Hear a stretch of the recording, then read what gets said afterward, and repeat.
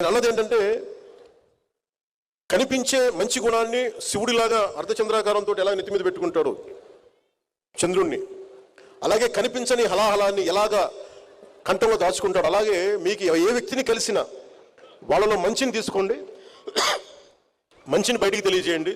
శివుడు అర్ధచంద్రాకారాన్ని ఎలా దర్శిస్తాడు శిరస్సు మీద, హలాహలాన్ని మటుకు లోపలే దాచుకోండి, చెడుని మటుకు దాన్ని హైలైట్ చేయొద్దని అది అని చెప్పింది.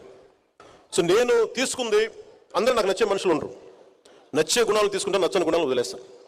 అలాగే మీరు భవిష్యత్తులో రేపొద్దున యూనివర్సిటీ నుంచి బయటికి వెళ్ళేటప్పుడు గో విత్ వన్ కమిట్మెంట్. మీకోసం ఇంతమంది ట్యాక్స్ పేయర్స్ మనీ, ఇది కొన్ని కోట్ల మంది ట్యాక్స్ పేయర్స్ మనీ, ఇది మనకి యూనివర్సిటీకి వెళ్తే ఈజీగా అన్ని జరిగిపోతాయి అనుకుంటే మనం కట్టే ఫీజులు తక్కువైనా కానీ ప్రభుత్వం ఖర్చు పెట్టే చాలా ఎక్కువ.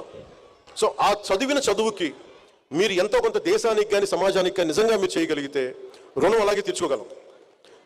నాకు ఇంత అభిమానం ఇచ్చే సినిమాల్లో నేను రుణం ఎలా తీర్చుకోగలిగానంటే, సమాజం భయంతో కూరుకుపోయి పిరికితనంతో అందరూ ముడుచుకుపోతే నేను వచ్చి నిలబడి ఇదే వైజాగ్లో దగ్గర నుంచి అన్ని రకాలు ఎందుకు నిలబడ్డానంటే, ఇది నా నేల, నా దేశం.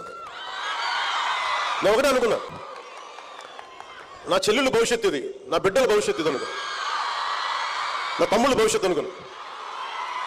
ఓకే, నన్ను తిడతారు, ఇంకోటి చేస్తారు, కానీ గెలుస్తామో లేదో తెలియదు, ఓడిపోవచ్చు, ఓటమికే సిద్ధపడి నేను రాజకీయాల్లోకి వచ్చాను.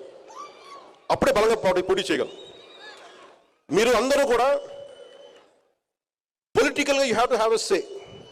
రేపొద్దున పవన్ కళ్యాణ్ అనే వ్యక్తి సరిగ్గా లేకపోతే తీసి అలా పక్కన పడేయండి, హాట్ పొటాటో లాగా. అంటే మీకు ఎందుకు చెప్తున్నానంటే, మీ భవిష్యత్తు ఎవరు నచ్చలేకపోయినా you have to have a say in day to day political affairs. అది మీరు రాజకీయాల్లోకి రావక్కర్లేదు, కానీ you have to have a say. మీరు అది కనుక అది చేయకపోతే మీరు చేతులు ముడుచుకొని ఎంతసేపు మన సోషల్ మీడియాలో మన యాక్టివిజం, మీరు యాక్టివిజం సరిపోదు. Sometimes universities should become churn good ideologies. I love you.